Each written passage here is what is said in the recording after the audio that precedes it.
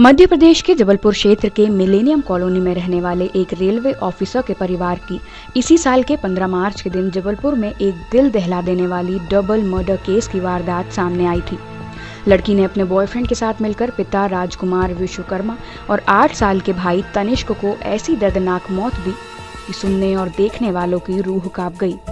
Railway officer राजकुमार विश्वकर्मा और उनके 8 साल के बेटे तनिष्क की कातिलों ने तेज धार हथियार से वार कर जान ले ली थी। कत्ल के बाद कातिलों ने बच्चे की लाश को फ्रिज में ठूंस कर बंद कर दिया था।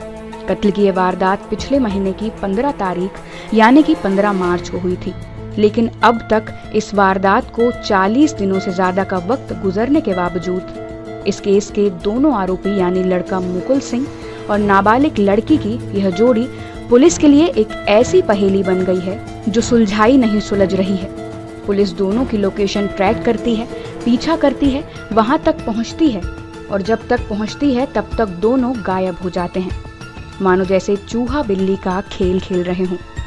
और ऐसा 40 दिनों से बार बार हो रहा है। लेकिन अब पुलिस को इस केस की तफ्ती में कुछ ऐसी बातें पता चली है जो चौंकाने वाली हैं।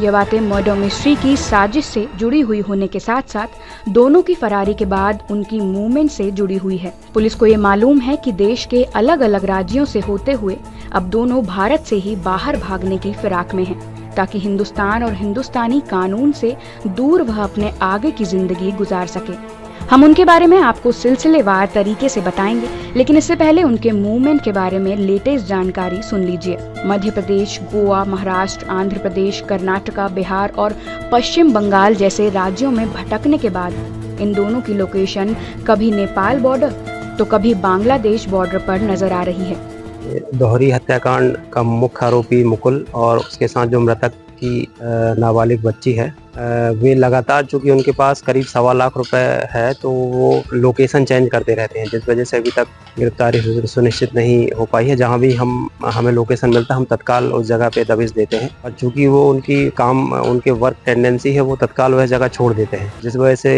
अभी तक गिरफ्तारी सुनिश्चित नहीं हो पाई है। और करीब मध्य प्रदेश से लगे हुए 5-6 स्टेट में उनकी लोकेशन मिली और हर जगह पुलिस गई है। करीब 6 टीमें इस पर काम कर रही हैं। नेपाल और बांग्लादेश बॉर्डर पे भी इनकी लोकेशन मिली, जहां हमने कर्मचारी अधिकारी लगा रखे हैं और बॉर्डर पे भी इस घटना की सूचना है। जबलपुर पुलिस के अधिकारी बता रहे हैं कि यह दोनों जल्द ही पुलिस के हत्थे चढ़ेंगे और पुलिस को लोकेशन पता चल गई है। लेकिन इससे पहले भी पुलिस 10,000 का इनाम रख चुकी है, लेकिन ये दोनों पुलिस की गिरफ्त में नहीं आते हैं। उसकी वजह साफ है कि पुलिस के अधिकारी खुद बता रहे हैं कि इन्हें पता रहता है कि पुलिस के पास लोकेशन पहुंचे उससे पहले ही ये वहां से फरार हो जाते हैं।